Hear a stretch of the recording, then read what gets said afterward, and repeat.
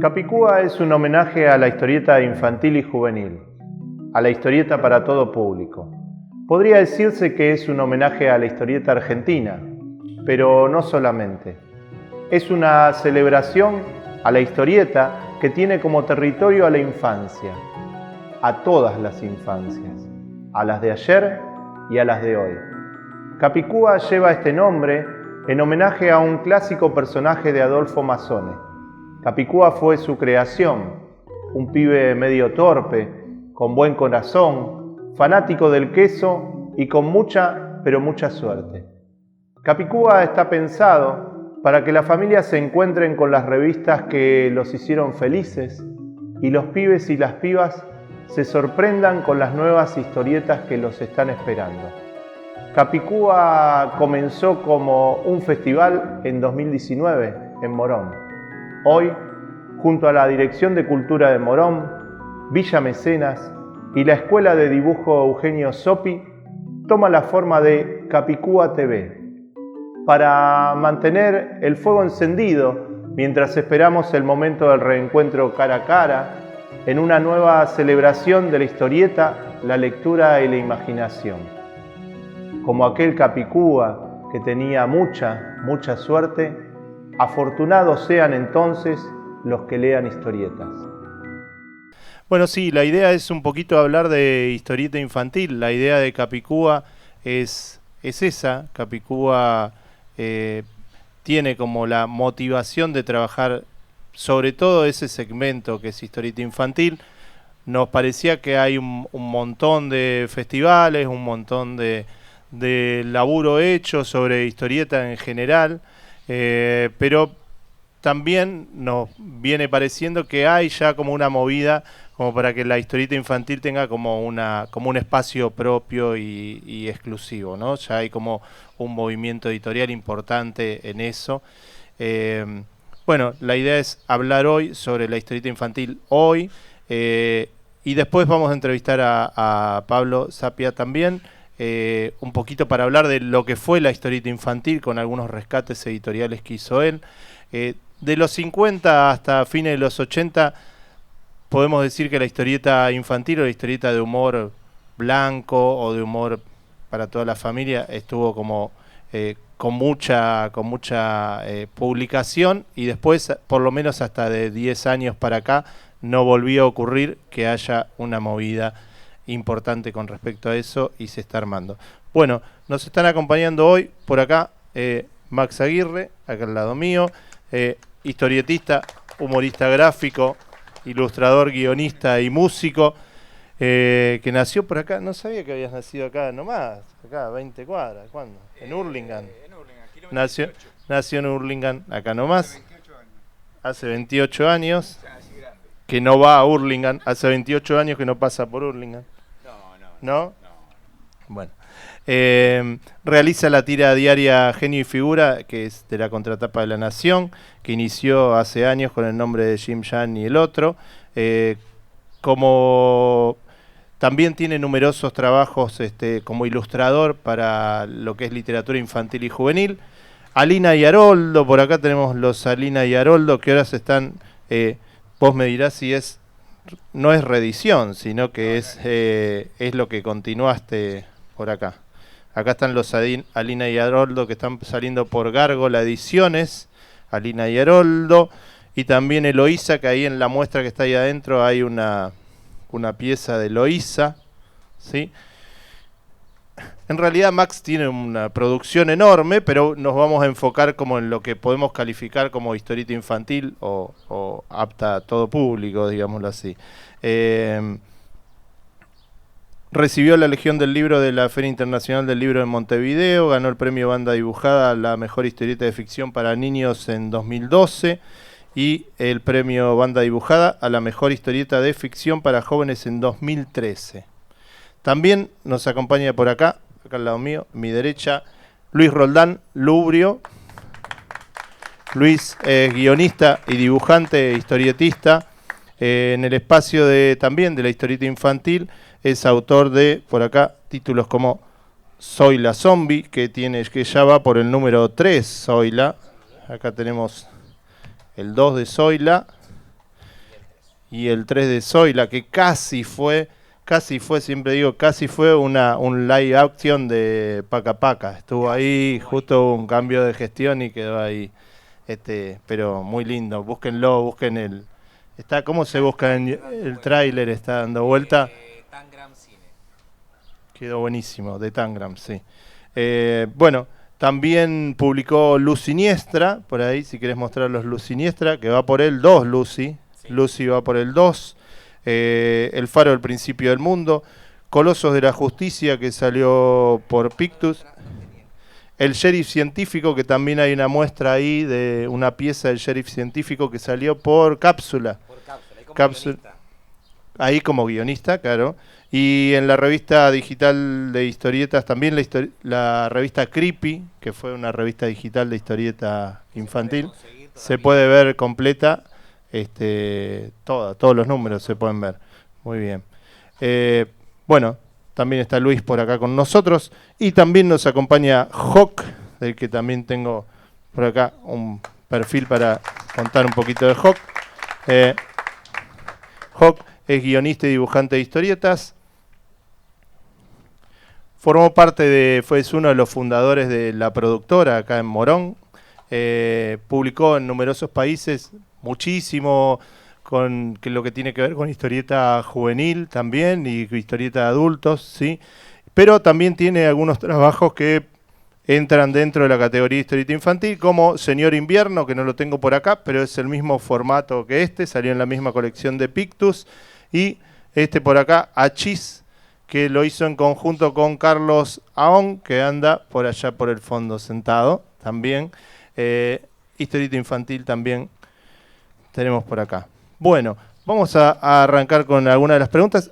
Y también nos acompaña, pero como virtualmente, el amigo Chanti, que es de Mendoza, y bueno, por supuesto se quedó allá en Mendoza, pero todas las preguntas que hagamos hoy las va a contestar.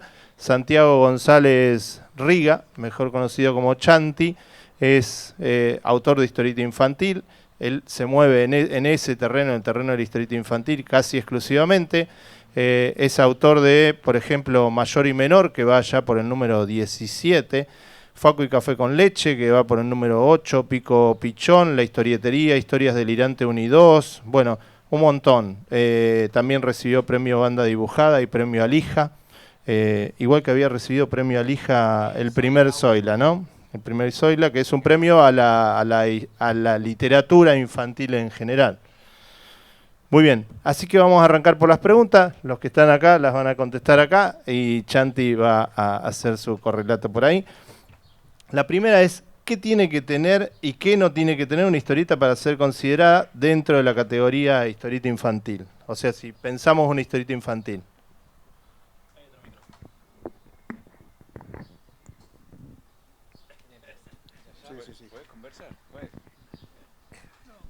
¿Qué tiene que tener?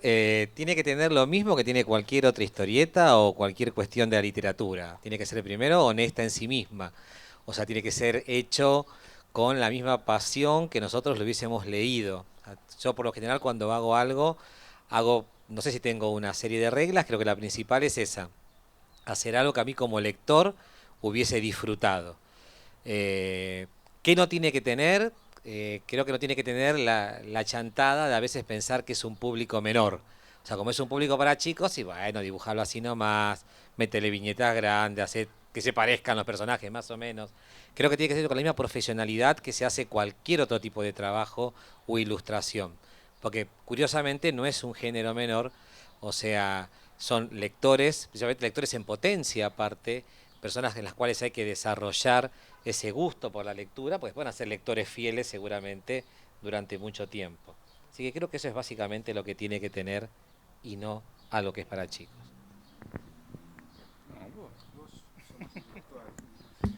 Sí, estoy totalmente de acuerdo. No hay mucho que agregar. Me parece que además es un desafío en algún punto más grande, sobre todo porque uno, para arrancar, no es un chico.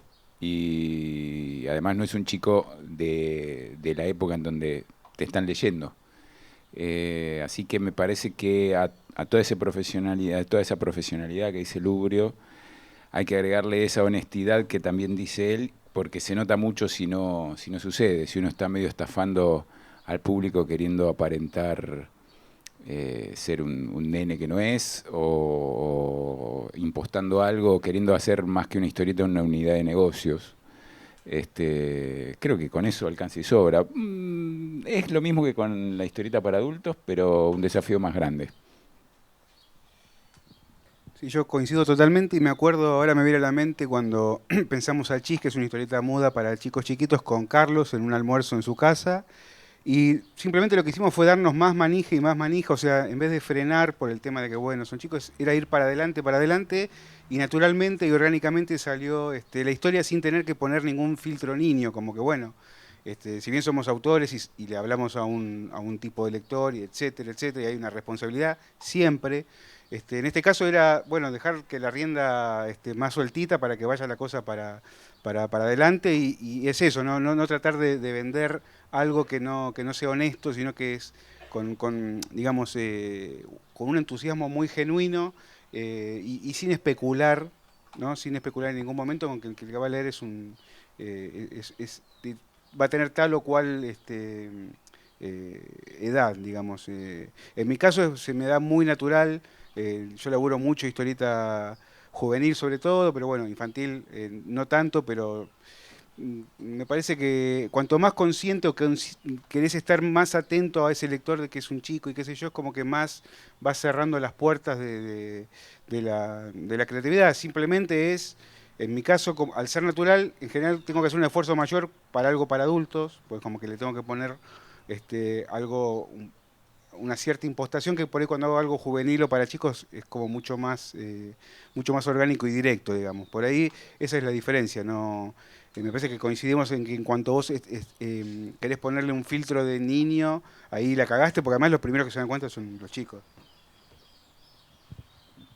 Bueno, podemos ver si hay coincidencia con lo que dice Chanti. Ahora Chanti nos dice algo totalmente distinto. No le podemos contestar. Lo apagamos. Le mandamos... ¿Qué tiene que tener y qué no debe tener una historieta para ser considerada dentro de la categoría historieta infantil? Bueno, es una pregunta difícil por ahí de contestar, porque el límite por ahí se corre entre lo infantil y lo que es para un poco más grande. Últimamente habrán visto que se hacen historias donde hay guiños para adultos, por ejemplo en el tema de animaciones, y la puede disfrutar tanto un grande como un chico. En la historieta para chicos por ahí pasa, uno no sabe cuál es ese límite. Por ejemplo, Asterix puede leerlo alguien grande como un niño. Pero podríamos decir que tiene que ver con los temas que se traten. Hay temas que son inconvenientes para el crecimiento de un niño y que no debería estarlo leyendo en edades muy tempranas. Como puede ser el tema, bueno, de la sexualidad o de la violencia. Pero en general se pueden tocar casi todos los temas con los chicos. La diferencia está en la manera en que se tratan esos temas. Yo creo que esa diferencia está dada en que para el adulto puede estar tratado de una manera más seria, más aburrida, entre comillas, y para el chico tiene que estar de una manera entretenida. Tiene que poder atrapar al chico. Tiene que ser un lenguaje sencillo para poder atraparlo. Con sencillo no quiero indicar como se hacía antes, que ahora ya ha pasado un poco de moda eso, donde se lo subestimaba mucho al niño y se lo trataba como bobo, digamos, y eso a los chicos no prende ni les gusta, y es eso, subestimarlo, denigrarlo. Por ahí sería mejor la palabra no sencillo, sino directo. Un lenguaje más directo. Ahí estarían las diferencias. Bueno, no estuvo tan lejos. No le decimos nada. Lo dejamos así. Estoy bastante de acuerdo. Muy bien. Igual él no lo sabe. No lo sabe. Después le mandamos un mail y le decimos que sí. Tenemos que haber escuchado antes y decir lo mismo. A eso también. La respuesta. Sí, Tal cual. pienso lo mismo que él. Claro, así. O hacer un grupo de WhatsApp Con él ahora. ahora, en este momento, porque ahí le Claro. puedo yo decir, por ejemplo, mirá, me parece- Llámalo, hacer una videollamada y decirle, preguntale qué contestó en la 1 y a ver qué te dice. Bueno, ¿cómo ven el panorama de la historieta infantil de Argentina hoy? ¿Lo ven así como lo vengo viendo yo, que ya se está armando como un corpus de historieta infantil nuevo? ¿O estoy soñando y me estoy emocionando mucho y no hay todavía como una cantidad editada de historieta infantil?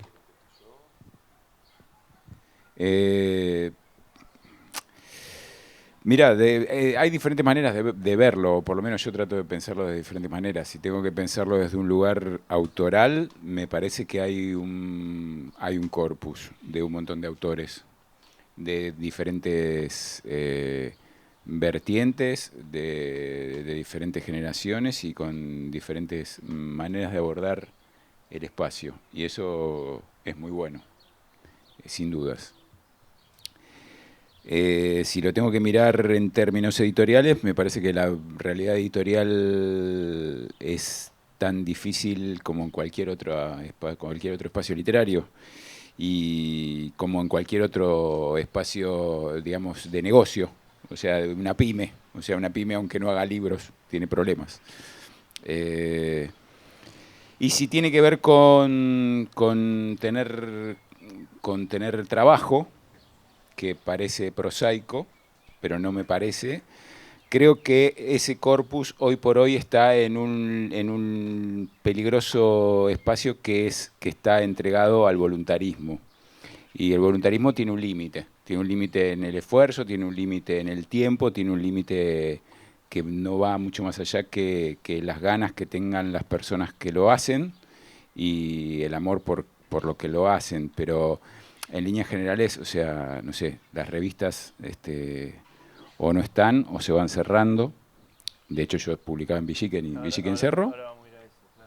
Y me parece que eso es algo preocupante, pero que tampoco es ajeno a la historieta y a la historieta infantil, y que es algo tan preocupante y tan generalizado que hasta a veces estar hablando de que es un problema en la historieta infantil parece hasta banal cuando son problemas que son comunes a muchos otros espacios. Eso es lo que creo.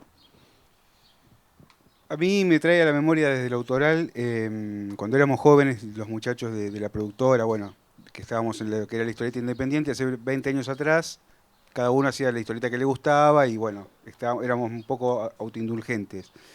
Y en digamos, en esos circuitos de eventos, en San Nicolás se hizo como un encuentro particular para hablar sobre qué pasaba con la historieta infantil, qué iba a pasar con esos lectores, que a lo mejor, digamos, estábamos, digamos, obviando o no estaba en nuestro radar como autores independientes y que a la vez también iban a ser los lectores del mañana, bueno, etcétera. Y fue una inquietud que no teníamos, por lo menos yo no la tenía, y a partir de ese encuentro con amigos y colegas que prácticamente el encuentro versó alrededor de eso, empezamos nuestra generación, digamos, empezó a tomar conciencia de ese lector infantil. Y yo me acuerdo que incluso hasta, viste, fui medio enojado en la reunión y expuse como que, bueno, yo si iba a ser autor iba a hacer lo que yo quería, que qué me importaba, porque...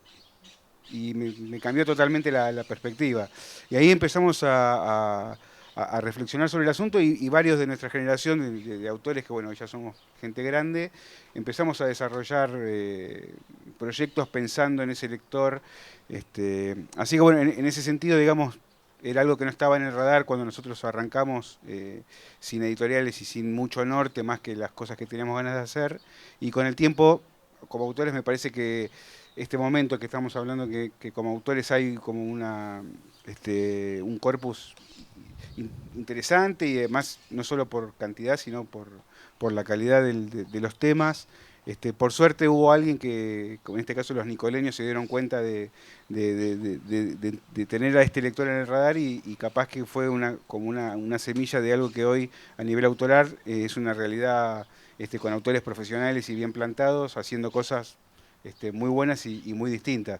En la editorial coincido un poco con Max, ¿viste? Como que yo en general soy bastante optimista porque lo comparo por ahí con los 90, que está la cuestión muy complicada, bueno, a nivel, digamos, editorial, ¿no? Ahora veo que, digamos, la autogestión permite que haya una oferta de libros. También está el problema del voluntarismo, que coincido con Max, a veces se pone el carro delante del caballo, pero bueno, me parece que son las reglas del juego desde hace un tiempo a esta parte y no tenemos que amilanarnos, sino que tenemos que seguir apostando como se sigue apostando porque los autores y bueno, y los editores con su esfuerzo están abriendo un camino porque bueno, hay un lector del otro lado que evidentemente más chica, más grande, más complicada, menos complicada, hay una demanda de este material que además a mí me encanta consumir, aparte, o sea, además de todo eso estamos hablando de historieta infantil y demás, pero también es como un género en sí mismo que a mí me encanta consumir. Desafortunadamente mi hija sigue creciendo, entonces ya no tengo la excusa de traer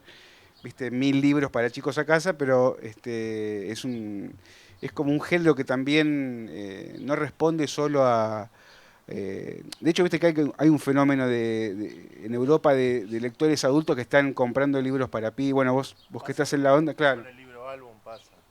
Exactamente, o sea que bueno, me parece que es un género que va más allá de su denominación, ¿no? Sí, creo que bastante coincidente lo que iba a decir.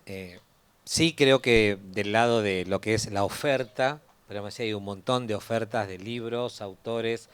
Hay muchas editoriales que están, por ejemplo, apostando en su catálogo a sacar algo infantil, aunque a lo mejor antes se veía editoriales que solamente sacaban para adultos o para aventuras.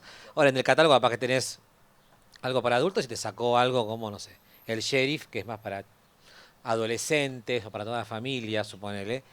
Creo que por ese lado está muy bien.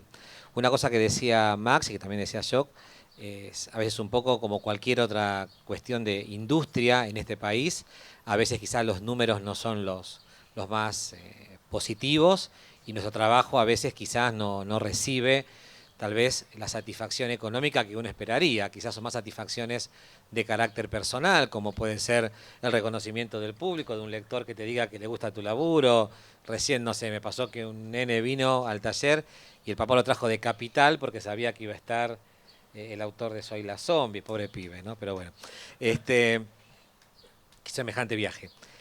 Pero cosas como esas creo, porque como decía también Max con lo del voluntarismo, a veces uno, tampoco no es cuestión de aburrirlos o deprimirlos, a veces uno arregla por cuestiones económicas muy bajas o hasta paupérrimas ciertos arreglos de ediciones de libros o cosas, porque sabe que la satisfacción está por otro lado, pero no en ese aspecto.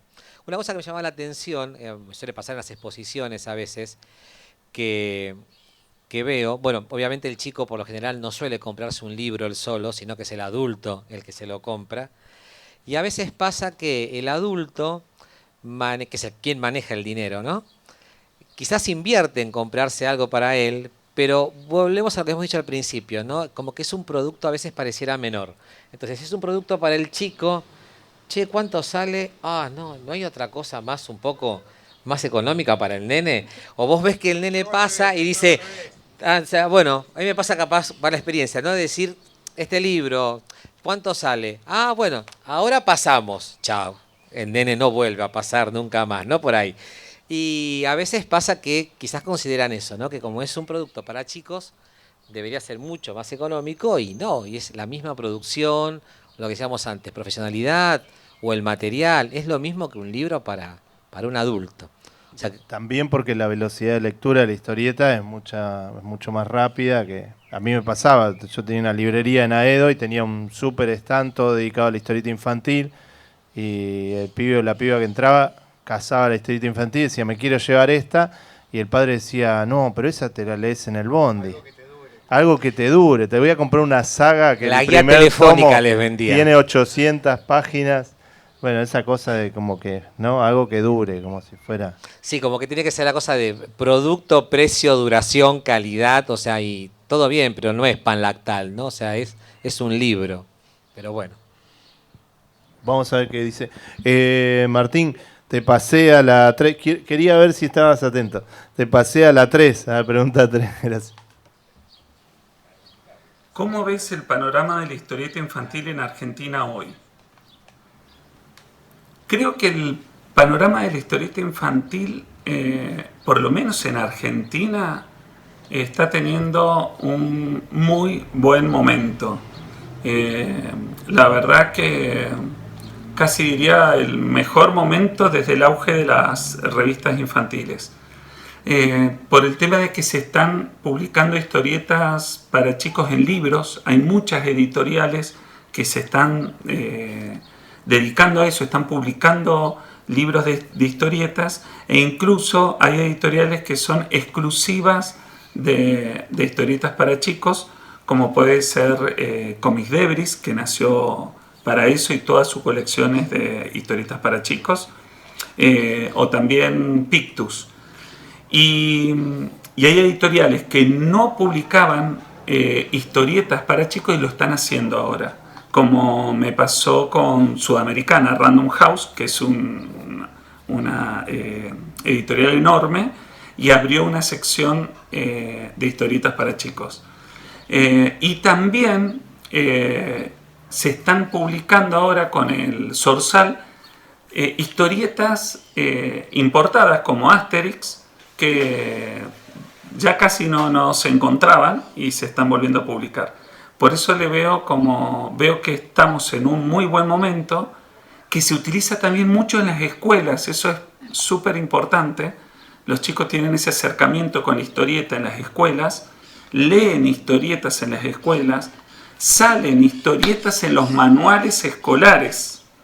Cuando antes, por ejemplo, cuando yo era chico, la palabra historieta era algo prohibido en la escuela. Era un pecado llevar una revista de historietas y no se leía historietas. Ahora se estudia el género, hay historietas en los manuales y en las bibliotecas de las escuelas hay muchas historietas. Por eso creo que estamos en un momento muy, pero muy bueno. No, sí, no estamos de acuerdo para nada. Pero no, había algo que decía ahí Chanti que todavía seguía ocurriendo hasta hace unos años nomás. Está esta famosa maratón de lectura, la maratón de lectura que se hace en las escuelas, que para mí tiene un nombre horrible, como si fuera una competencia para ver quién lee más o todos leyendo al mismo tiempo, como una cosa cósmica, que si todos leemos al mismo tiempo pasa algo. Pero me acuerdo que le decían algunos maestros, algunos docentes le decían a los chicos, traigan un libro para leer el día de la maratón de lectura, pero que no sea historieta. Decían, me parecía, escuché esa recomendación alguna vez y me pareció como una locura. Claro, a ver si todavía se les ocurre hacer historieta. Traiga algo que les dure por lo menos en mis 2 horas, que le duren mis 2 horas. A mí me parece poder sí. Allá. Como igual Chanti no me puede responder a mí. Sí, lo que dice Chanti es cierto. Lo que pasa es que este tipo de preguntas o cualquier tópico en una charla es como que va abriendo puertas. Quizás la diferencia en la apreciación es que lo que él ve como un fenómeno muy interesante, para mí lo que demuestra es un camino indefectible de la cultura popular, en donde la cultura popular se vuelve efecto de determinados emergentes a los cuales le va muy bien, y no una constante de una suerte de clase media obrera de la cultura popular de dibujantes. O sea, hoy por hoy es muy difícil encontrar un montón de dibujantes, como antes había un montón de dibujantes que trabajaban en La Urraca, que trabajaban en Tía Vicenta, que trabajaban en un montón de lados. Entonces, es muy diferente calcular que las cosas van bien porque le van bien a 2, que si las cosas le van bien porque le van bien a todo un grupo de trabajo. Esa es mi modestísima opinión y no me puede contestar. Una cosa que dijo Chanti, que me hizo también pensar como a Max en otra puerta que se abría, él hace hincapié en que hay muchos libros de historietas que los chicos pueden acceder.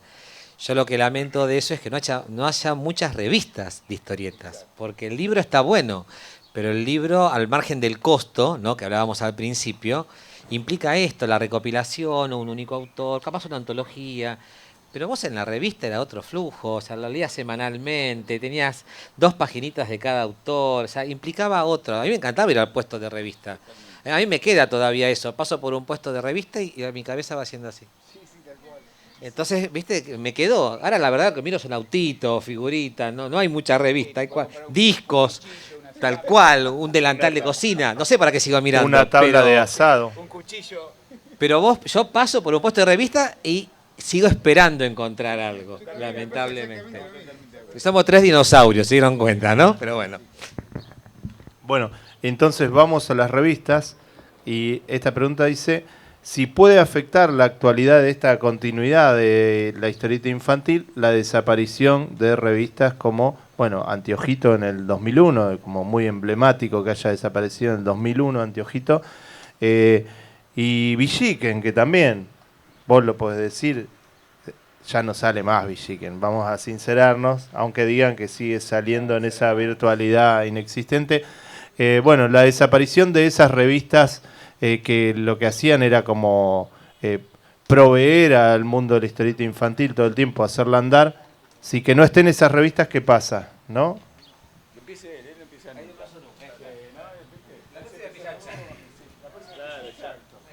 Y me tocó la más difícil.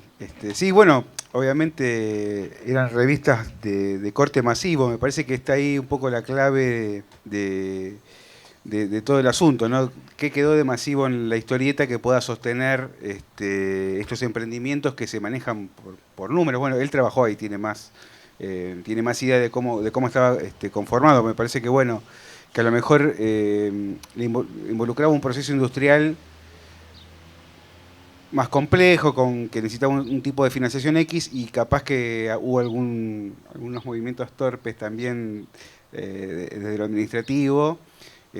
Bueno, y se hizo como una bola. Es como, para volver un poco al voluntarismo, ¿no? Como que se necesita también que haya un alma mater, como en Pictus, por ejemplo, que es una editorial muy seria, muy buena, pero nosotros conocemos que hay un alma mater atrás, hay alguien que está con fuego en el pecho llevándola adelante, ¿no?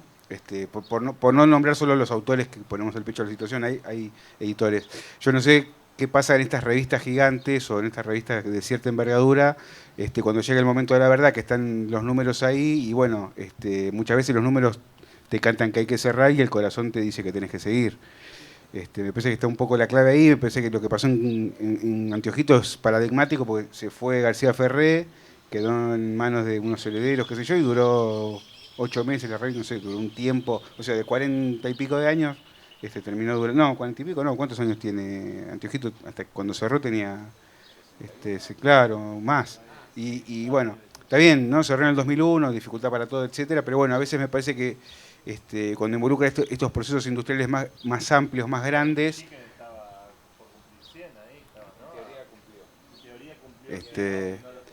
así que bueno, me parece que es por ahí que un poco, digamos, hay cuestiones que exceden, o como decía Max, que por ahí afectan a todo el tipo de industria, y por otro lado me parece que también cuando se pierde un poco, pasó con Columba, ¿viste? Como que, ¿viste? Cuando se pierde el alma mater y llega la tormenta y vos no tenés capitán, el barco te lo lleva a la tormenta, y hay otros barcos que por ahí tienen otro tipo de estructura, otro capitán, y pueden llegar a sobrevivir.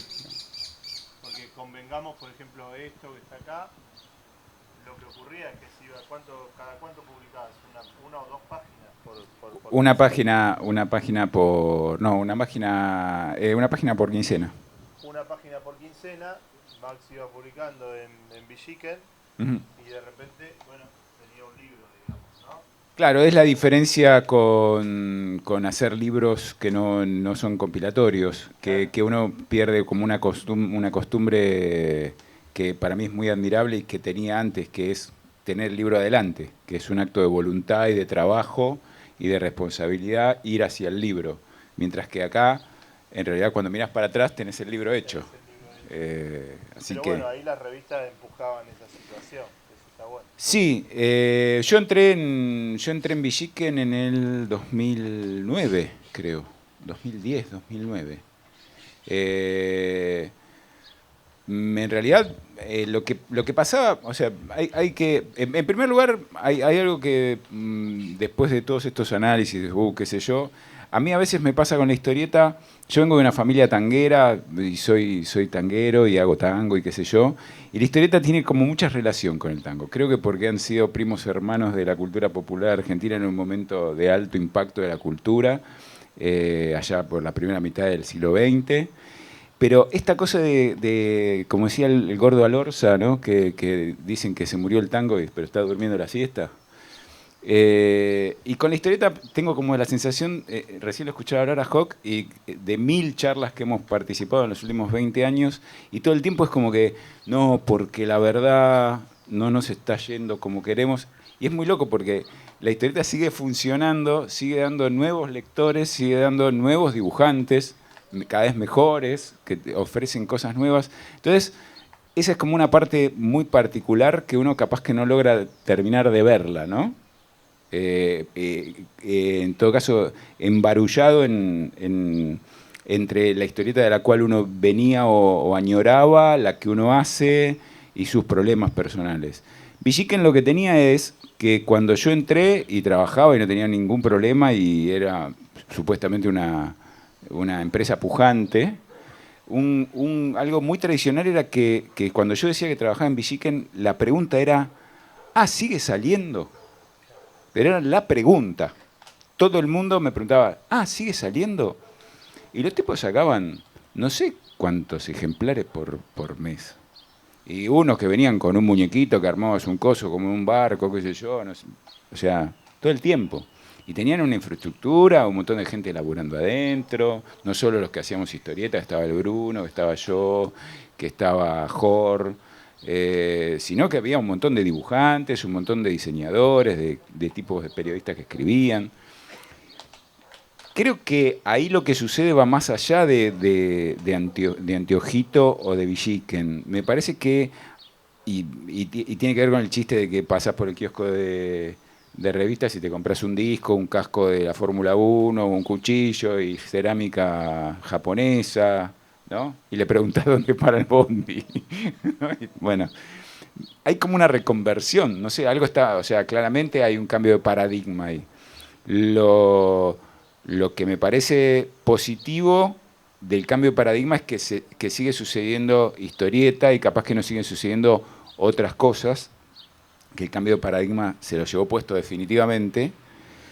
Y sí, lo que obviamente es malo es que se cierren fuentes de trabajo, eso es indiscutible, o sea, atenta contra la producción porque genera un problema básico como conseguir plata, no hay mucha vuelta. Y difusión, o sea, no solo plata, sino también difusión. O sea, difusión, hablo de esa cosa que a todos los que nos gusta la historieta, cuando éramos pibes nosotros mucho más, la historieta te encontraba en cualquier lado, en la revista 7 Días que salía Olaf, o sea, la historieta te cruzabas con la historieta. Eso creo que es lo que pasó. Pero me parece que las revistas de historieta, bueno, Genios creo que sigue saliendo, o creo, no lo sé. Bueno, pero me parece que creo que es parte de un cambio de paradigma que en todo caso es otra discusión, otra conversación más grande. Perdón, hago una que nos llevaría a otra charla, que es que ahora los puestos de diario, por ejemplo, están llenos de mangas. Sí, pero bueno, pero claro, nos llevaría a otra charla en la que todavía no vamos a entrar. Una cosa que mientras pensaba también mi respuesta, ¿no? Pues decir, ¿qué puedo decir mejor que estos dos? O sea, bueno, una cosa que decía Max con respecto al paradigma y enganchándolo con lo que le preguntaban a él, sigue saliendo la Villiquen. A lo mejor uno pierde, ¿no?, la perspectiva por estar en el medio de todo eso. Entonces, como decíamos, esto sigue esperando, no le doy la historieta. Y dicen, pero sigue viva la historieta, siguen publicándose. Y capaz para nosotros es importante que aparezca una revista, porque la revista ayudaría un montón y porque la revista... Y un montón de gente ni sabía que existía la revista. Entonces, ¿hasta qué punto era importante, ¿no? O sea, ¿qué público realmente? Y capaz que hoy día los chicos decirles, che, viste, salió de vuelta tal revista que es igual que Villiquen. Y capaz que dirían, ¿y una revista para qué? Yo creo que a lo mejor, en las palabras de Max, es el paradigma. O sea, lo que habría que buscar es un nuevo espacio, un nuevo formato que tenga quizás la regularidad de una revista, la presencia de una revista y que sea accesible para ellos, para los lectores nuevos. Se me ocurre, por ejemplo, aunque desconozco un poco del tema, porque yo como lector estoy lejos de esa forma de leer, no sé, los webtoon, las historietas que aparecen por Instagram o cosas que a lo mejor ellos sí las leerían. Lo que me hace ruido de ahí es, bueno, eso, cómo lo recopilás después, o si es necesario recopilarlo, porque a lo mejor no hace falta. Capaz que la historieta en ese formato funcionaría, la historieta infantil, pensada exclusivamente por una tablet que lea un nene, quizás no tendría por qué estar en la ecuación la revista para que siga funcionando la historieta. A lo mejor pasa por ese lado. Yo no sé ni prender la tablet, pero bueno. A ver, ¿qué decís? A ver, Chanti. ¿Puede afectar la actualidad y la continuidad de la historieta infantil la desaparición de revistas emblemáticas de la infancia como Villiquen, Anteojito y otras de las últimas décadas?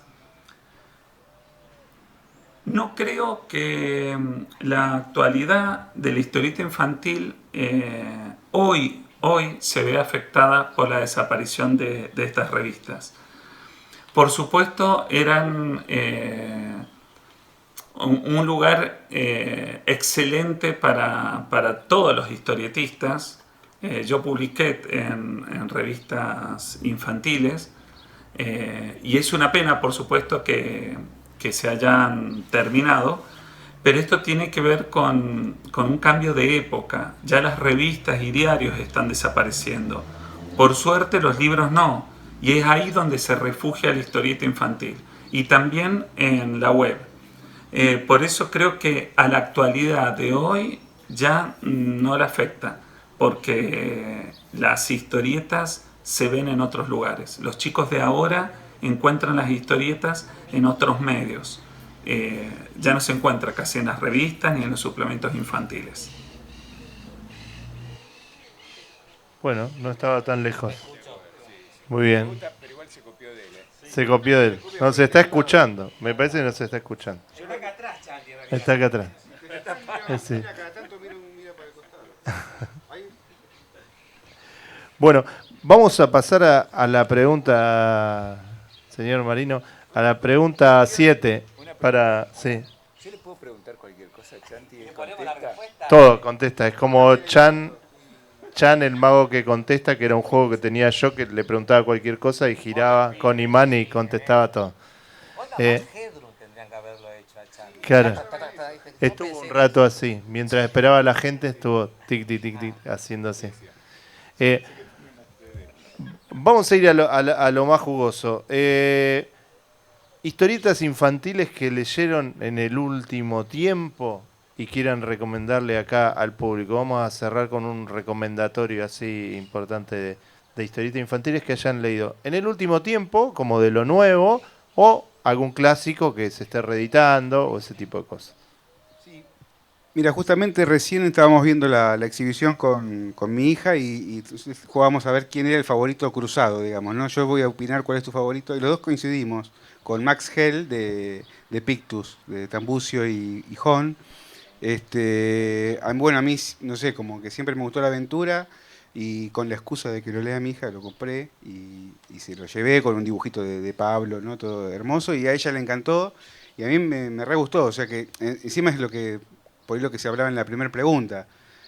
Lo leí porque me gustó, me gusta el dibujo, me gustaron los colores, me gustó la historia, y no lo leí pensando que era una historieta para chicos. Lo leí, por ahí hablaba mal de mí, ¿no? Soy un poco inmaduro, pero lo leí y lo disfruté como cualquier otra historieta. Resulta que, bueno, cae en el género de historieta infantil, pero es una historieta de aventura de ciencia ficción, o sea, tiene todos los condimentos que a mí y a mi niño interior, digamos, muy interior, me parece que es en todos los rubros. Realmente ahora estaba repasando la página que está acá y realmente, ¿no? Uno siendo dibujante supuestamente uno sabe de lo que está hablando y en todos los rubros es impecable. Es un trabajo que se tomó muy en serio Pablo. Realmente tiene un gran talento, pero tiene muchísimo trabajo a la historieta. Y bueno, Guillermo es un especialista, me consta que es un apasionado. Así que me atrevo a recomendarla sin ningún tipo de tapujos. Ahí está Max Hell, de entonces Tambucio, Eh, Guillermo Hong por Pictus. Está por salir el número 3. Está por salir el número 3. Era la que iba a recomendar yo, pero bueno, agrego otra. Qué lástima, ¿no? Que me caga. Chanti también por ahí. Que va a recomendar la misma. Pero ahora yo la dije primero. A mí me parece muy bueno Fede y Tomate, de Baró y Saracino. Me parece realmente... Me parece bueno, va creciendo de libro a libro. Baró me parece un dibujante extraordinario. Sobre todo porque me cuesta mucho por momentos referenciarlo. Me pasa algo parecido a lo que me pasa con otro dibujante que les recomiendo mucho, que se llama Sebastián Dufour, con el cual he tenido la suerte de trabajar no solo en historietas, sino haciendo dibujos en fiestas. Y era magnífico porque suele... Acá debe haber varios que se dedican a dibujar y qué sé yo, y cuando uno pega onda con otro dibujante o cosas por el estilo, hay como un ida y vuelta, y capaz que uno se emberretina con lo que hace el otro y trata como de sacarle la ficha, no para copiarlo, es como para sumar una herramienta. Y cuando vos consideraste que le sacaste la ficha, medio que decís, le afané un pedazo al mago, un pedazo del truco. Y cuando lo volvés a ver, el tipo está por otro lado que no sabes ni por dónde fue, no le podés seguir el camino. Y un poco me pasa con Gerardo y me parece fantástico, es Fede y Tomate. Fede y Tomate que también tiene un par, ¿no? Allá hay un par de Fede y Tomate. De lo último que leí para chicos, un poco clásico, me parece hermoso el laburo que está haciendo Mercí Editorial de sacar Los Pitufos. Me compré los 3 que salieron de Los Pitufos, una edición muy linda, edición argentina. El último que leí fue el Astro Pitufo, creo que fue el tercero. Después, quizás que no es tan conocida, y tampoco estén para chicos, pero creo que sí, que la historia es muy linda. Yo mato gigantes, no me acuerdo del autor ahora, soy un desastre con los nombres, pero era un libro. Y de Nacional, curiosamente lo leí en digital, y no me puedo acordar el nombre, soy muy malo para los nombres, que era, a ver si me ayudan, salió en digital, que era algo de las carabelas, de un nene y las carabelas, de una aventura, ¿no era de Carlos Saón? El de Abelardo. Abelardo Y las águilas gigantes. y las Abelardo águilas sabe gigantes. gigantes. Y del último que... No sabe lo que es. Sí, pero más o menos la historia, no, pero me gustó mucho, la verdad que lo compré en digital, que no suelo comprar, pero lo vi, me entusiasmó por el dibujo, los colores, como los chicos, viste, los dibujos, los colores, qué lindo, y vi que no estaba en papel, y tuve que vencer esa resistencia de decir, está digital nada más. Bueno, lo compro en digital, pero me gustó mucho. Bueno, muchísimas. Una mención más. Yo para no nombrarnos, te agradezco.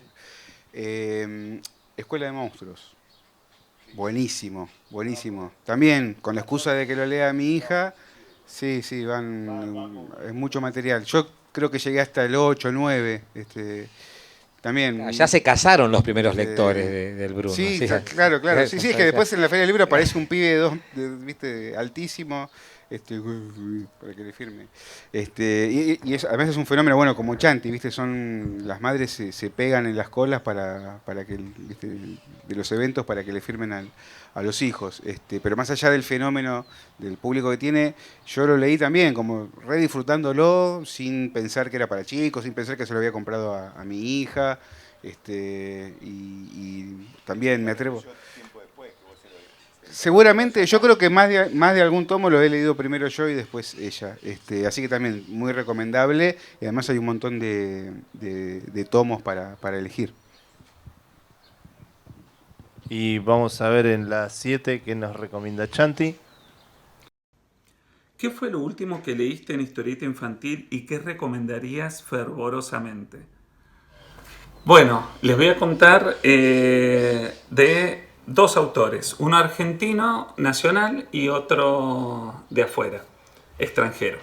El nacional que he leído hace relativamente poco es Norton Gutiérrez, de Juan Sáez Valiente, Y yo lo conocía, bueno, lo conozco hace mucho a Juancito, y había visto muchas cosas para adultos de él, pero no había visto algo que esta aventura la pueden leer niños y adultos también, por supuesto, pero es una muy linda opción para los chicos.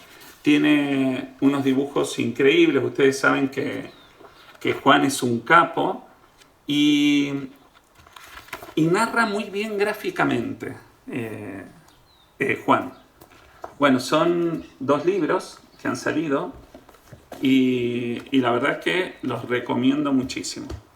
Y el otro autor es Pau, que es un autor español, su saga de Atlas y Axis, que tiene unos dibujos increíbles. Y también la historia está muy buena, está protagonizada por animales. Es una especie de Asterix, pero protagonizada con animales. Y digo de Asterix porque por la época pelean con espadas, están en aldeas y todo eso.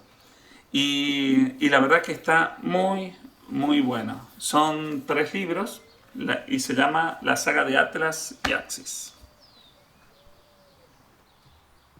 Bueno, ahí tenemos, nada menos que un lujo. Recomendaciones de la gente de la historieta recomendándonos qué historietas leer de infantil, así que tomen nota de eso. Igual creo que Martín después lo vamos a subir grabado al programa, también para si quieren tomar nota. Bueno, y vamos a pasar a la última parte para la que vamos a invitar a Pablo Sapia. A ver cómo nos acomodamos. No, lo corremos a Chante. Lo corremos a Chante. Total, no se va a enterar. Pablo publicó en Fierro, en Humor, en Comiqueando, en Lápiz Japonés, en Suélteme. Publicó en un montón de países, pero Gritar los Goles. No sabía que habías publicado Gritar los Goles, que eso tengo muchas ganas de conseguir todo lo que editó Pequeño Editor, la editorial Pequeño Editor, que fue como el reinicio de la historieta infantil. Sacó como unas cuantas y llegó como medio temprano para la vuelta de la historieta infantil, pero está buenísimo todo eso que hicieron. Es docente de historieta y estuvo trabajando en un montón de rescates editoriales, ¿sí? En Aventuras de Pipío, que la editó para Editorial Común, ¿sí? Que salió por Editorial Común, ¿sí? Y estuvo trabajando en... Esperen que quiero nombrar. Esa es una joya, de Pipío, también muy recomendable. Pipío es un rescate editorial enorme, además... bueno, ahí vos me contabas en la previa que son 2 tomos y salió uno, que es un enorme tomo, ¿no? Y, esperen que se me mezclaron los papeles, acá estamos. Y estuvo trabajando con Ediciones Assisi en estas locuras que son así de enormes, ¿sí? Y en el rescate de lo que llamó Colección Patrusú, que salieron 3 tomos por ahora, tiras diarias de 1935 a 1937, el 2 de 1936 a 1938 y el 3 de 1937 a 1939, Aventuras de Hijitus, que es lo que tengo en la mano, ¿sí? Y Desventuras del Larguirucho, ¿también lo trabajaste vos? No, está bien. Entonces, hiciste tapa, algo hiciste en esa. Ese es ese que salió por Biblioteca Nacional, ¿no? Todo lo que quieras, chumea. Este salió por Biblioteca Nacional en una muestra que hubo de Patrusón, en que también trabajaste. En este escribiste sobre todo. Bueno. A ver, y ahí un poco la pregunta es, que viene, y ahí en esta parte entras vos, Pablo, si en realidad tuvo una industria de la historieta infantil argentina con Quinterno o con García Ferré, y no hubo una continuidad. Por ejemplo, yo pensaba, no sé, en la escuela de Bruguera, con eso, Mortadelo y Filemón, Zipizape y todo eso que hoy todavía sigue así como... o con todo lo que pasa con la historieta franco-belga, que también es Piru y todo eso, que es como toda una industria de la historieta infantil. Si acá hubo una industria de la historieta infantil y después se durmió. Bueno, lo primero que podemos decir es que sí hubo una industria de la historieta. No específicamente infantil, aunque sí una parte de esa industria estaba destinada al público infantil. Pero en general la historieta estaba destinada al público mayoritario, o sea, estaba destinada a que pueda ser leído por público infantil, pero también por público adulto. Es decir, en el caso, por ejemplo, de Patoruzú, Patoruzú era una historieta que salía en el diario y estaba destinada a un público adulto, que obviamente, seguramente también era leída por los chicos, ¿no? Lo mismo que en las revistas semanal de Patoruzú. Es decir, que hay una parte grande, o sea, pensemos que la revista Patoruzú llegaba a vender con el libro de oro de fin de año 1 millón de ejemplares. Digo, o sea, son cifras que hoy los miramos y nos parecen marcianas, definitivamente, ¿no? Cuando uno hace tiradas de 1000 ejemplares, 1500 ejemplares, y si se agota esa edición, uno piensa que es un lujo, una maravilla, y ¿viste? Hace una fiesta, ¿no? Entonces, pensar que tiradas de 100.000, 150.000 ejemplares eran lo habitual en este tipo de revistas, nos habla de una masividad que llegaba no solo a los adultos, sino también a los chicos. ¿Sí? Entonces, o sea, sí, una parte de esa industria, sobre todo con la llegada de García Ferré a partir de los años 60, ¿no? Que García Ferré sí orienta en general su trabajo hacia los chicos, sobre todo a partir de que empieza a editar la revista Anteojito. Hasta ese momento él había hecho historietas para Villiquen, ¿no? La tira Pipío, enlace para Villiquen.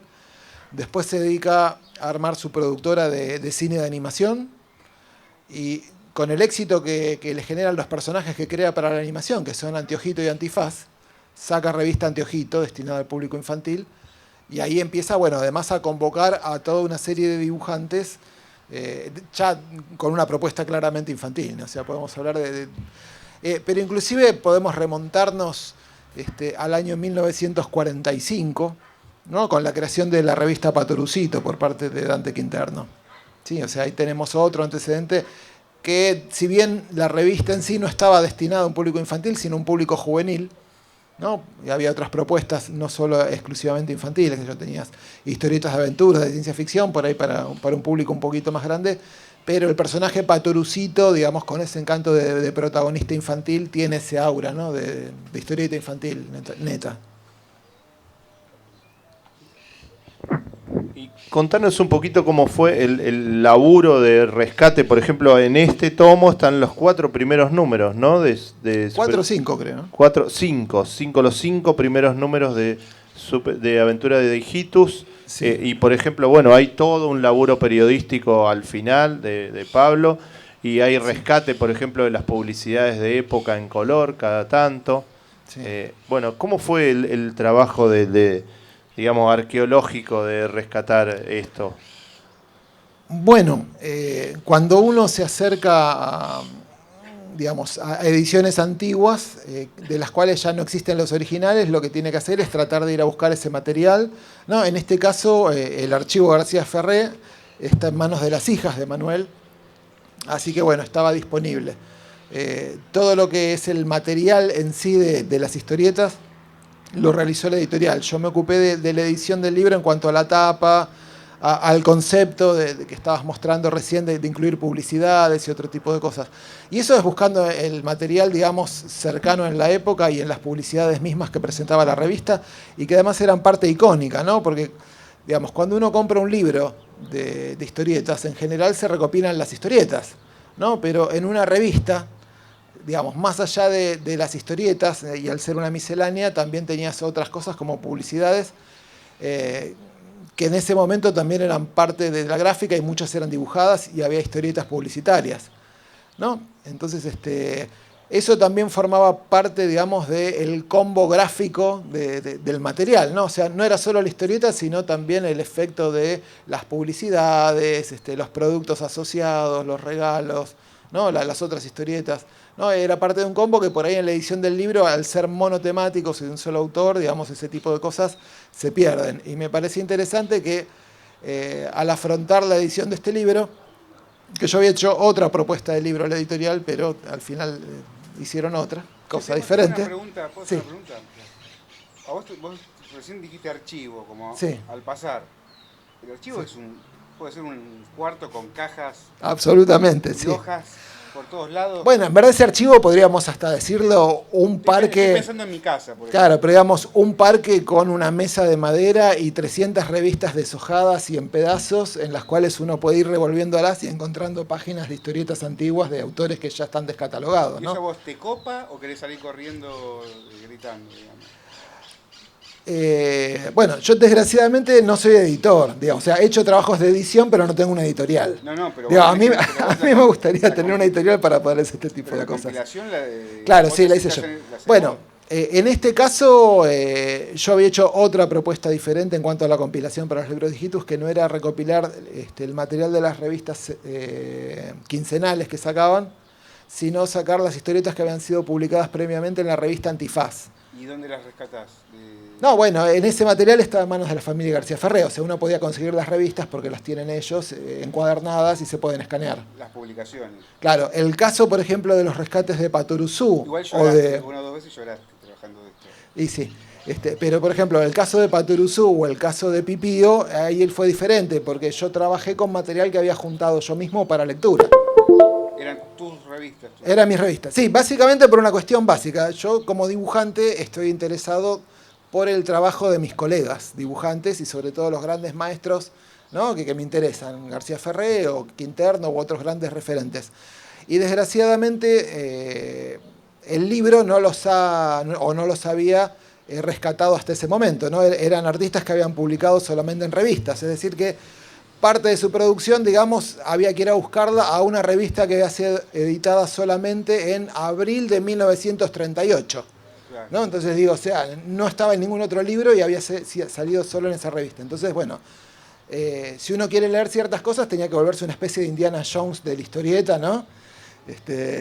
Ir con la bolsa, eligiendo sacar la revista y poner la bolsa y poder irse corriendo, ¿no? Antes que venga la piedra a arrastrarte. Tu llanto ahorró mucho del llanto nuestro para volver a leer esas...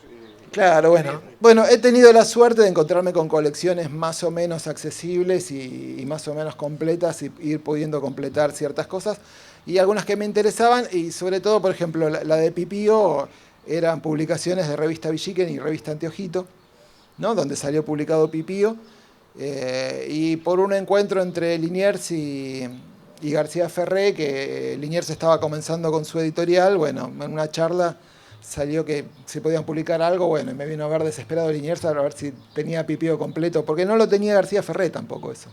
Claro.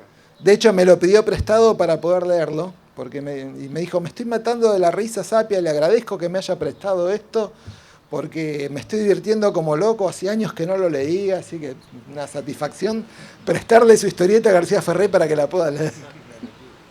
Total. Sí. Y el caso de Patoruzú fue un poco más complejo también porque implica un corpus más grande de publicaciones, de más tiempo, ¿no? O sea, Pipío estaba acotado a una cantidad de revistas durante 10 años, ¿no? O sea, estamos hablando de 500 páginas, ¿no? Pero bueno, Patoruzú tiene miles de páginas desperdigadas a lo largo de los años y distintas publicaciones. Y si bien la revista Andanzas, que es la que conocimos hasta hace pocos años en los kioscos, publicaba muchísimas, o sea, publicó durante mucho tiempo el material original de Quinterno, que era para mí el más interesante a rescatar, era el que había sido publicado solo en los primeros números y había tenido una edición anterior en las revistas de los años 30, ¿no? Y la edición de los años 50 en adelante era muy reducida, entonces había que ir a buscar las revistas antiguas. Yo les estaba contando antes de empezar la charla que había encontrado un vendedor en Mercado Libre que vendía las revistas Patoruzú del número 50 al 250, estamos hablando de revistas del año 38, 39 hasta el año 42, 43, ¿no? Del siglo pasado. ¿Tenía el lote completo? Claro, del número 50 al 250. Sí, una historia familiar un poco rara que eran del marido de la madre de su esposa, ¿no? O sea, era un señor que se había casado con la mamá. Cerebro, sí. Claro, o sea, digamos, o sea, como si fuera tu suegro, Sí. ¿no? Y tu madre ya no estaba y ese señor había sido el marido de tu madre en segundas nupcias y era un señor anciano. Heredó Claro, era un señor, pero claro, era el ex marido de la suegra, ¿no? ¿para él significaban algo? No, a él no le interesaba nada, él era un profesor de gimnasia. Evidentemente el señor que había fallecido que era el dueño de las revistas, era un coleccionista de historietas, un interesado, pero a él no le interesaba nada. Para él eran un montón de papeles que le ocupaban su casa, ¿no? Sí, suele pasar. Entonces yo le expliqué que era un dibujante, que estaba muy interesado en ese material, que era un poco raro de conseguir, pero que en verdad, por suerte, en ese momento a los coleccionistas de Paturuzú no les interesaba, porque buscaban la revista Andanzas y no la antigua revista semanal. Así que tenía un valor muy bajo cada revista. Así que yo tampoco disponía de demasiado dinero, pero arreglé con él y le fui comprando de a poco a lo largo de, no sé, 8 o 10 meses todas las revistas. Así que disponía de casi completas toda la primera etapa de Paturuzú para escanearla. ¿Las compraste para el editorial o te las quedaste? No, me las compré para mí, eso mucho antes. Ese era puro amor. Yo quiero hacer un agregado mínimo. Yo estuve en la casa de él y antes de que ni existiese la idea de que iban a hacer Pipío, y vi Pipío, el Pipío hecho por Sapia para Sapia. Claro, sí. una versión...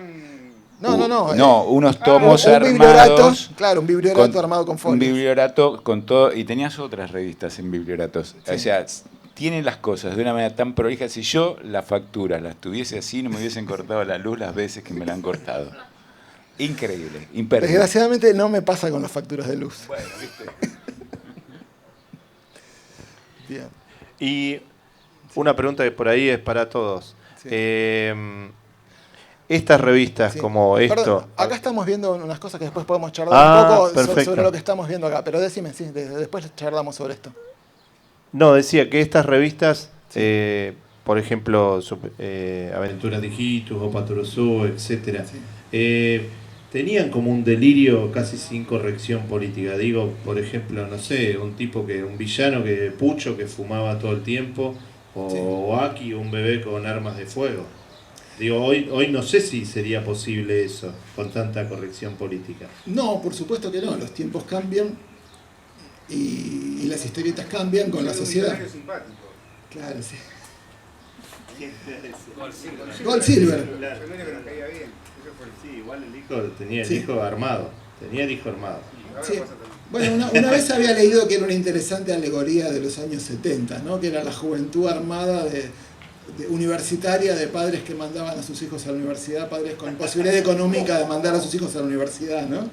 Entonces que Wacky era una especie así de terrorista de la juventud de los años 70.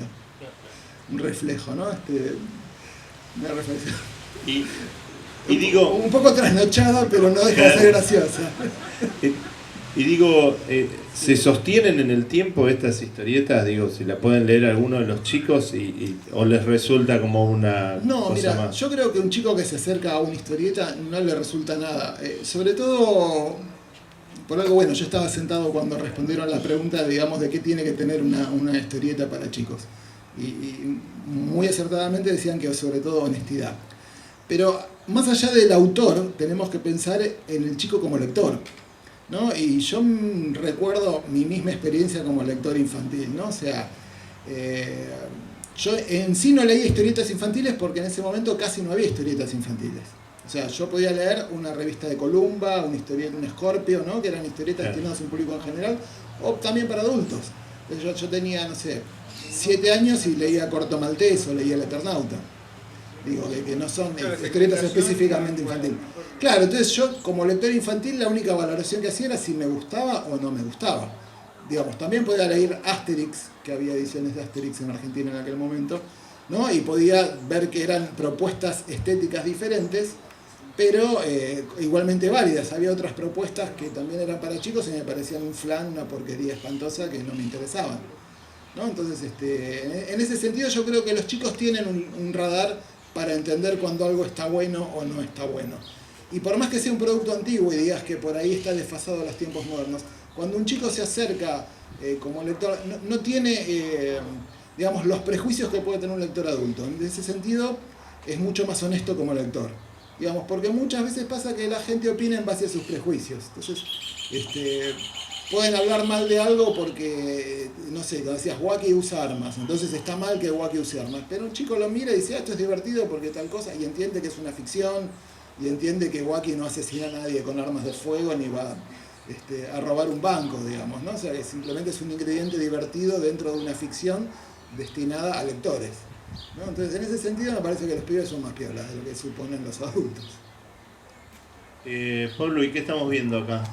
Bueno, acá estamos viendo un poquito del trabajo de restauración de Patoruzú. Por ejemplo, acá tenemos unas tiras que habían salido solo en el diario Crítica en los años 30 y nunca Quinterno las había vuelto a publicar en revistas. O sea que esto había salido solo en el diario. Y estas páginas me las había dado un coleccionista de Patoruzú hace como 20 años, 30, un señor que se llamaba Heredia, que era guionista, trabajó en la editorial y además era coleccionista de Quinterno. El hermano hacía Perro Mundo, no me acuerdo el nombre, este era el hermano que era escritor, el otro era dibujante. Bueno, la cuestión es que tenía esas si podemos volver al anterior o está pasando, ¿no? Esta, sí. Lo que está arriba era una fotocopia de una fotocopia de una fotocopia de un diario de los años 30, ¿no? Entonces, a partir de esa fotocopia, que era la única disponible que tenía yo y era de lo mejor que se podía conseguir, porque todos los otros coleccionistas que vi que tenían copias de esto eran de peor calidad, así que tuve que reconstruirla para que tuviera, digamos, una vida nueva, ¿no? Le agregué inclusive tramas como tenía el resto de los... en algunas partes que estas fotocopias estaban sacadas de los originales, yo no sé de dónde estaban sacadas, porque era gente que trabajaba en la editorial, pero bueno, se lograron reconstruir de alguna manera estas historietas. Si podemos seguir pasando ahora.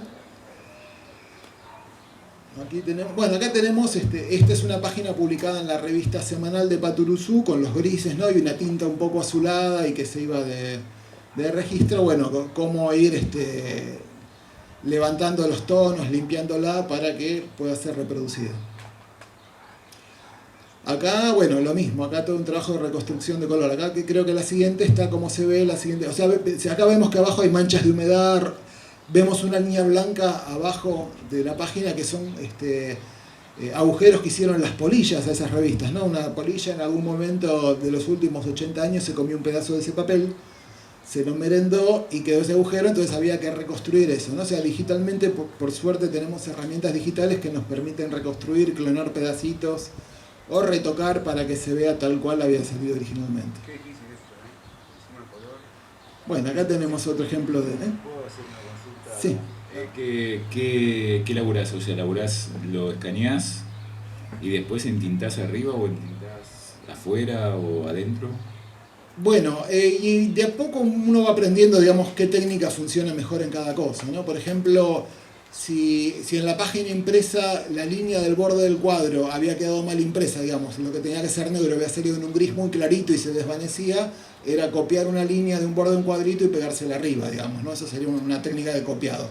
Con las tramas, si había un agujero o estaba en la impresa, también la podía reemplazar clonándola. Y en algunas partes, digamos que los plenos se perdía la línea, eso sí había que redibujar arriba con mucho cuidado, cuidando el trazo original, ¿no? Para no dibujar otra cosa arriba del trazo original, ¿no? Bueno, esto como re manual lo que estás diciendo. Sí, claro, por supuesto. Acá tenemos un ejemplo que era... No sé si está en la animación, porque había uno que estaba animado, que se ve que va pasando, digamos, la corrección entre... Acá está, esta es la animación. Está el rojo fuera de registro y le corregí un poquito el rojo para que de a poco quede más en registro. No sé si es esto... Este es el que se está moviendo. Sí. Claro, entonces he borrado el que quedó, digamos, para que se vea mejor el dibujo. No lo corregí 100% para que no pierda el encanto, pero ¿no? Que se vea un poco mejor, ¿no? Digamos, pero bueno, es un trabajo muy delicado, cuadro a cuadro, y que lleva muchas horas. Y casi me cuesta un divorcio también. ¿Cuántas veces te habías divorciado? Y vamos por la próxima, con el trabajo que estoy arrancando ahora. Bueno, acá tenemos otros ejemplos, ¿no? De sacar, digamos, el papel amarillo oxidado que tiene 80 años, ¿no? Cómo poder limpiarlo los tonos para que vuelva a ser papel blanco como había sido originalmente. ¿No? La propuesta en este caso era que la historieta se vea de la misma manera que salió publicada la primera vez. No, acá bueno, tenemos dos pequeños ejemplos. Un poco más adelante había algunos ejemplos también. Estos son ejemplos, digamos, de antes y después. Acá tenemos, por ejemplo, hay un... Si se puede agrandar un poquito. Fíjate. En el cuadro de arriba, ven ahí tiene un agujero de polilla. ¿sí? O sea, está carcomido por un agujero, entonces hay que reconstruir la línea para que abajo se ve cómo queda después, antes y después. Acá había, por ejemplo, una página de revista que estaba rota y alguien la había encintado con cinta scotch.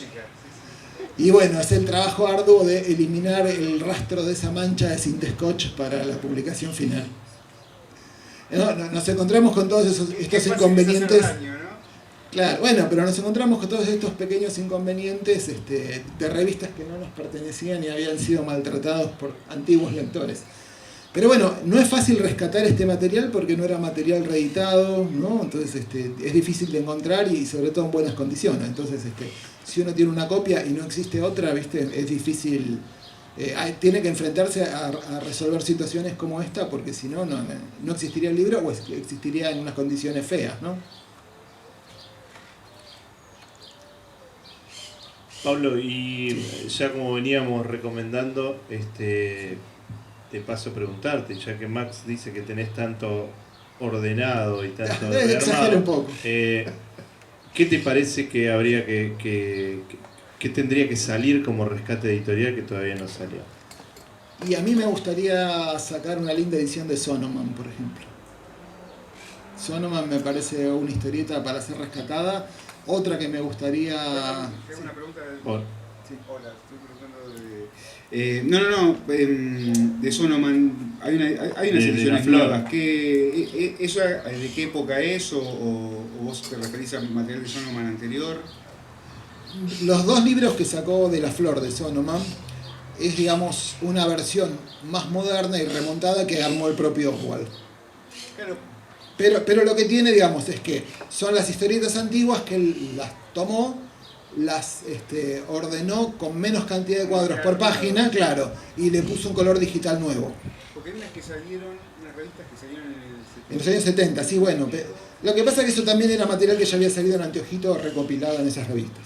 ¿Y vos a qué te referís, Sonoman? Todo lo que salió en Anteojito, digamos, del año 66 al año 75, creo que terminó de salir. Entonces, que salió hasta en UMI, salió en un momento. Esa es una etapa posterior, unas pocas páginas que dibujó en los años 80. Pero el corpus grande de Sonoman son esos casi 10 años, que son cerca de 700 páginas. Se pueden hacer, no sé, 3, 4 libritos con todo Sonoman. Y bueno, lo esperamos. No. Esperamos 75. que no te divorcies y que lo puedas hacer. O que sí, que si es para que salga Sonoman, sí.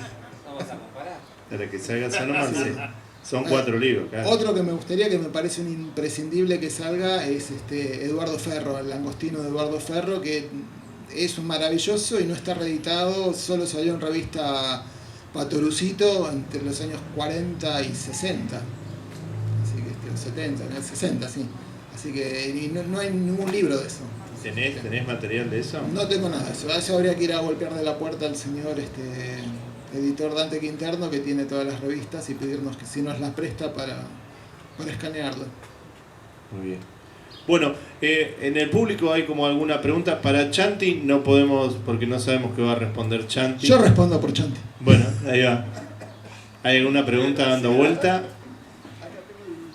Lo que quieran. Acá, ¿cuántos divorcios tienen encima? Lo que quieran preguntarle. Yo quisiera... Vos nombraste a Ferro, en realidad la lista es infinita. No, por supuesto. Digamos, León Gieco en una canción dice: nuestro es un país esponja que se chupa todo lo que pasó, ¿no?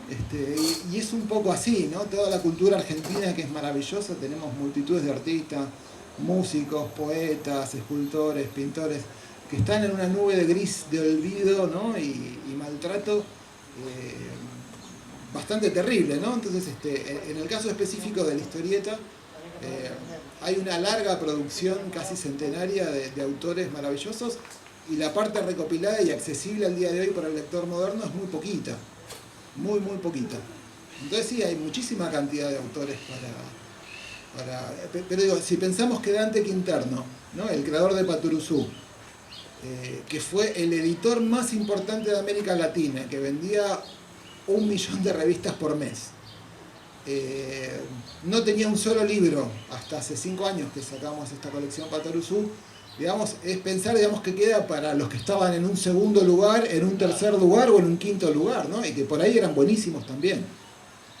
Entonces, hay mucho, digo, estaría buenísimo que las editoriales más importantes se pongan las pilas y puedan, o inclusive el Estado mismo, Claro, digamos, Porque un libro no es por eso sí. algo faraónico, o sea, No, por supuesto. pagarte vos para ayudar y Sí. edición, digamos. Sí, de hecho son pocos miles de pesos.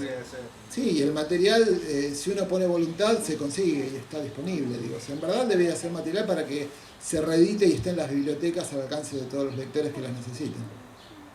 Y esto más allá del negocio, ¿no? Que si es negocio o no, pues sabemos todos que el negocio no debe ser. Tiene un lector, no es que no existe un lector. Mirá, el trabajo de Patoruzú en sí se originó en dos casualidades. Por un lado, esa colección de revistas que me apareció y que la pude comprar, con lo cual yo disponía de la mayor parte del material original para reproducirlo, y porque me volví a encontrar una vez a la familia de Dante Quinterno, porque me convocaron para un programa de televisión de Sasturain, que tenía con Maicas en encuentro, y se filmó ahí en la editorial Universo. Y ahí me los encontré y me les puse a hablar y decirles que sería una lástima que no publiquen libros o reediten el material dibujado por Quinterno mismo, porque lo que seguían republicando en revistas era el material producido por el estudio, digamos, ¿no? Por los profesionales que trabajaban para ellos, pero no el propio dibujado por Quinterno. Y me entusiasmé tanto que les empecé a llevar unas propuestas de proyecto de libros y cómo se podía hacer, hasta que al final les llevé unos libros editados por Fantagraphics del Mickey de Floyd Gottfredson, el Mickey de los años 30, y decirle, ven, así tiene que hacerlo. Entonces ahí se entusiasmaron y me pidieron, sí, que, bueno, ahí me contrataron para que les restaure el material. Y, pero digamos, salvo casualidades como esa, digamos, o sea, que tenés posibilidades de acceder al material, y eso es muy complicado. Y perdón, Sí. ¿fue negocio? Digamos, ¿tenés acceso a los números de si se vendió ese material o no? Yo no tengo acceso a los números de Assisi, pero me imagino que después de sacar los libros de Quinterno, quisieron sacar los libros de García Ferrés porque les había ido bien. Bueno, el 1 está agotado y Sí. todavía no lo reeditaron. El 1 se agotó. Sí. Sí, yo lo dije cuando salió esto, cómprenlo ahora porque no sabemos cuándo va a haber otro. Sí, sí. Bueno, muchísimas gracias a todos los que vinieron acá a este primer encuentro presencial, un poco lo que contaba Matías con Villa Mecenas, empezar como a movernos en lo presencial, empezar ahí, vemos, mirá, un montón de Patoruzú que tiene Patorucito, muy bien, muy bien. Empezar a movernos en lo presencial para poder generar estos espacios y poder generar algo un poquito más grande, algunos festivales con gente de la historieta infantil y empezar a darle como una identidad a este espacio. Le agradecemos, bueno, a Villa Mecenas, agradecemos a Cristian Mallea, a Martín Marino, a toda la gente del municipio que nos estuvo acompañando, a Job, a Pablo, a Max, a Luis. Y gracias a todos ustedes por estar acá. A Chanti de Mendoza, no sabe que le estamos agradeciendo. Y lean historieta, y si son docentes, dejen entrar la historieta a lo loco en el aula e incentiven la lectura de historieta. Son padres, tíos, padrinos, lo que sea, incentiven la lectura de historieta, que empiece como a ocupar lugares en todas las bibliotecas. Vayan a las bibliotecas populares de la zona, a las bibliotecas públicas, y pidan historieta. Así las bibliotecas tienen que hacerse de más historieta, y ven que hay un público nuevo que quiere historietas en las bibliotecas. Y bueno, gracias a todos por estar acá en este encuentro.